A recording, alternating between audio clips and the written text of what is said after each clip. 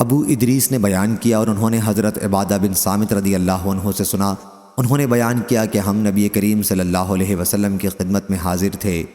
حضرت صلی اللہ علیہ وسلم نے فرمایا کہ تم مجھ سے اس بات پر بیعت کرو گے کہ اللہ تعالیٰ کے ساتھ شریک نہ ٹھہراؤ گے، اور نہ زنا کرو گے، اور نہ چوری کرو گے۔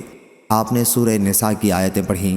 سفیان نے اس حدیث میں اکثر یوں کہا کہ آپ نے یہ آیت پڑھی، پھر تم میں سے جو شخص اس شرط کو پورا کرے گا تو اس کا اجر اللہ پر ہے، اور جو کوئی ان میں سے کسی شرط کے خلاف ورزی کر بیٹھا اور اس پر اسے سزا بھی